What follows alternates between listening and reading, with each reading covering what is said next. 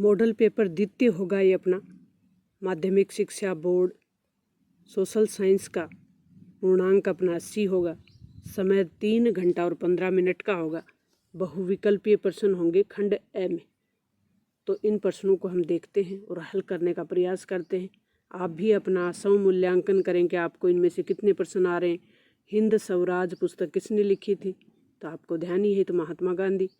भारत में से ले जाया गया अनुबंधित जो श्रमिक होता था, ये मैंने बहुत ही सरल करके समझाया है। उनको क्या कहते थे? गिरमिटिया। नोट्स पूरा करवा दिया आपका उस शेखावटी मिशन का। आप चैनल पे विजिट करें और अपना जो पढ़ाई का जो स्तर है, जो आपने अब तक जो याद किया है, उसको आपको कॉपी में कैसे लिखना है और बेहतर मार्क्स कैसे प्राप्त करने हैं, कौन कौन से प्रश्न मोस्ट इम्पोर्टेंट है, उन पे आपको ज़्यादा फोकस करना है, तो वो आपको बताया हुआ है। तो बुनकरों पे निगरानी रखने वाले वेतन भोगी कर्मचारी क्या कहलाते थे? गुमास्ता। आधुनिक छापेखानी का आविष्कार किसने किया था? जो रेगर मर्दा होती है उसको और किस नाम से जानते हैं? काली मिट्टी के नाम से जानते हैं। भारत में विश्व की कितने प्रतिशत जैव हैं? 8% हैं।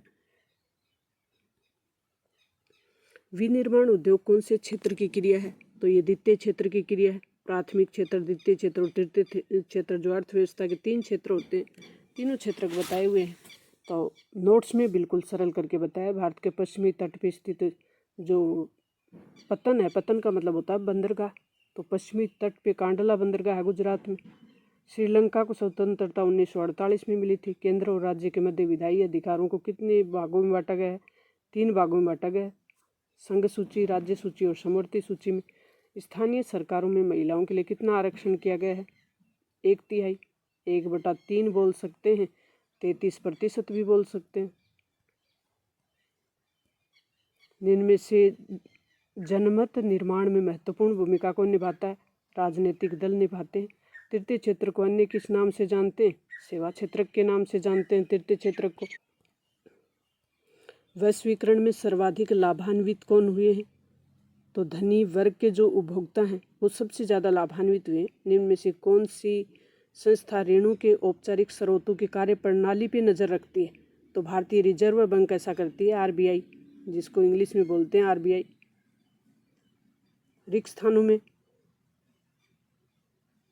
प्रथम लौह इस्पात उद्योग कहाँ स्थापित किया गया था? Roman church. हिंदू विरोधी विचार दबाने के लिए कोई स्थापना की थी, उसका नाम बताना है। वर्षा जल को राजस्थान में क्या कहते हैं? पालर पानी कहते हैं। लोकतांत्रिक व्यवस्था होती है वो कौन सी समानता पे जोर देती है? राजनीतिक। भारत में राष्ट्रीय आय की गणना का कार्य कौन करता है?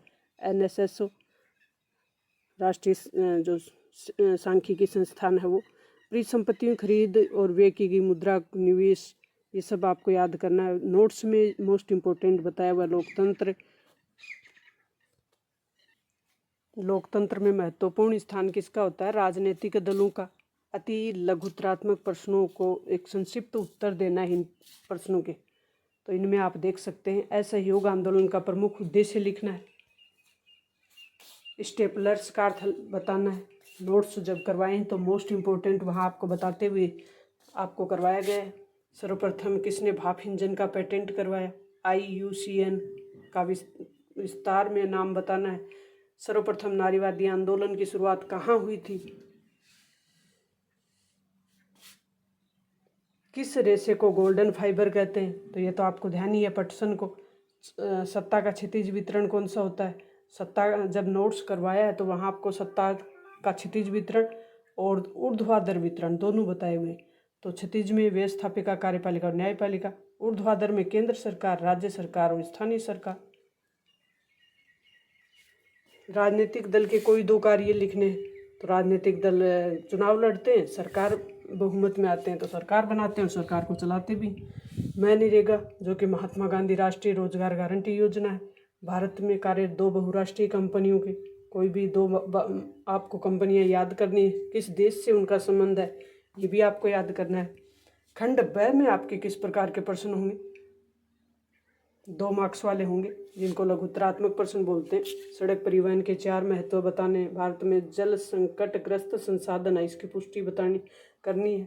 मुद्रण संक्रांति से आप क्या समझते हैं? संसाधनों के अत्यधिक दोहन से होने वाली समस्याएं कौन सी हैं?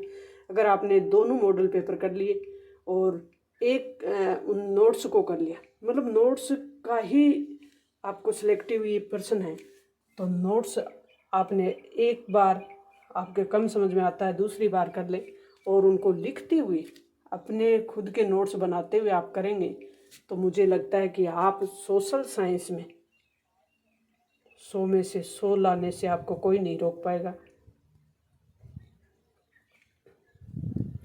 संसाधनों के अत्यधिक दोहन से होने वाली समस्या स्पष्ट करनी है। भारतीय संविधान में धर्मनिरपेक्षता के 3 लक्षण बताने। पूना पैक्ट जो कि गांधी जी और अंबेडकर के बीच हुआ था, आपको पता ही है, 1932 में। भारत में वैश्वीकरण के कोई 2 प्रभाव बताने हैं। एक उपभोक्ता को बाजार में वस्तु खरीदते समय किन बातों का ध्यान रखना चाहिए? मानव विकास सूचकांक HDI के बारे में बताना है। महत्व क्या है इसका, क्या इंगित करता है, क्या बताता है ये? तो मानव विकास सूचकांक के आपको ध्यान है 3 मापदंड होते हैं। एक तो प्रति व्यक्ति आय, एक स्वास्थ्य का स्तर और एक होता है शिक्षा का स्तर। लोकतंत्र असफल रहा, कोई 4 नकारात्मक परिणाम बताने। क्यों असफल हो जाता है लोकतंत्र? तो आपको पता ही है, भ्रष्टाचार हो, और भी कई कारण हैं जिसके कारण।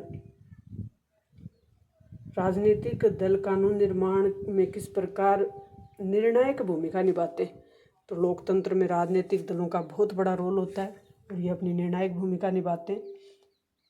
खंड 6 होगा, उसमें आपके दीर्घ उत्तरीय प्रश्न होंगे 3 मार्क्स वाले। 100 शब्दों में आपको उत्तर देना है। ब्रेटन वुड्स समझौते का क्या अर्थ है? तो ब्रेटन वुड्स समझौता जो अमेरिका में हुआ था, कब हुआ? 1944 में हुआ। 2 संस्थाओं का जन्म हुआ, IMF और विश्व बैंक। बड़ा ही सरल है, इनको थोड़ा सा आप ध्यान रखेंगे, याद कर लेंगे, थोड़ा लिख लिख के याद कर लेंगे तो मुझे नहीं लगता कि आपके सोशल साइंस में कम मार्क्स आएंगे। भारत के 2 रोपण पेय फसलों के नाम। कॉफ़ी की विशेषता लिखनी है। ये किन परिस्थितियों में ये फसलें पैदा होती हैं, इनको कितने पानी की ज़रूरत होती है, कितने तापमान की ज़रूरत होती है, वो आप किस प्रकार की मिट्टी की इनके लिए ज़रूरत होती है, गहन कृषि क्या है, और ये 3 विशेषता भी लिखनी है। अर्थव्यवस्था के तृतीय क्षेत्र और अन्य क्षेत्रों से भिन्न कैसे है, ये भी बताना है। सार्वजनिक क्षेत्र और निजी क्षेत्र में अंतर। मोस्ट इम्पोर्टेंट पर्सन नोट्स में भी बताते हुए मैं चली हूँ आपको कि मोस्ट इम्पोर्टेंट पर्सन कौन सा है, उसको किसी भी कंडीशन में आपको याद किए बिना नहीं छोड़ना है। भारतीय संविधान में केंद्र और राज्यों के मध्य विधायी अधिकारों को कितने भागों में बांटा गया है? भारत में केंद्र राज्य संबंधों में आए बदलावों के मद्देनजर संघीय व्यवस्था में सत्ता की साझेदारी ज़्यादा प्रभावी स्पष्ट होती है। फिर आपके आएगा निबंधात्मक प्रश्न। यहाँ जर्मनी का एकीकरण पूछा गया है, तो जर्मनी के एकीकरण में कौन से क्रांतिकारियों ने महत्वपूर्ण भूमिका निभाई? जर्मनी का एकीकरण कैसे हुआ वह आपको यहाँ बताना है। अथवा में है ब्रिटेन ने अन्य यूरोपीय देशों में राष्ट्रवाद का तुलनात्मक अध्ययन करना है। तो ब्रिटेन में जो राष्ट्रीय एकीकरण हुआ और अन्य यूरोपीय देशों में हुआ उसमें फ़र्क था। और अन्य यूरोपीय देशों में जैसे फ्रांस है, इटली है, जर्मनी है, इनमें रक्तपात भी हुआ, राष्ट्रीय यह आंदोलन जो चला उस समय। लेकिन ब्रिटेन में बड़ी शांतिपूर्ण तरीके से ये सब चीज़ें होती चली गई। तो गौरवपूर्ण क्रांति ब्रिटेन की प्रसिद्ध है, आपको ध्यान है। निम्न पर टिप्पणी लिखनी है। वस्तु विनिमय के दोष और मुद्रा के कार्य। वस्तु विनिमय क्या होता है? वस्तु के बदले वस्तु। जब हम वस्तु के बदले वस्तु देंगे तो आपको ध्यान है कि इसके दोष क्या है? क्योंकि वस्तु, अगर हमें गेहूँ के बदले गेहूँ चाहिए, कहने का मतलब हमें जूते खरीदने और जूतों के बदले ही जूते लेने हैं, तो हमें दिक्कत आएगी। लेकिन हम अगर पैसों के बदले जूते लेंगे तो हमें कोई दिक्कत नहीं आएगी। तो वस्तु विनिमय में दोष यही है कि उस टाइम वस्तु के बदले वस्तु ढूंढना और मिलना दोनों मुश्किल हो जाती हैं। मुद्रा के कार्य क्या है? मुद्रा का मतलब होता है ये पैसे। तो मुद्रा क्या कार्य है? लेन देन में काम आती है। मुद्रा विनिमय का माध्यम है। विकास में ऋण की भूमिका। विकास कैसे, ऋण लेने से विकास कैसे बढ़ता है, यह आपको बताना है। और अब ये प्रश्न है, मानचित्र में आपको दर्शाना है। नेवली, सिंगरौली, झरिया, रानीगंज, और ये भी अथवा में पारादीप, तुतीकोरम। पारादीप कहाँ है?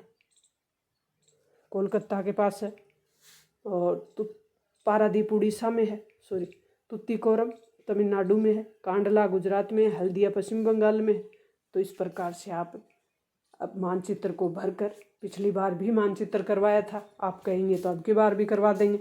मिलते हैं नेक्स्ट और महत्वपूर्ण जानकारी के साथ, तब तक थैंक्स, ऑल द बेस्ट।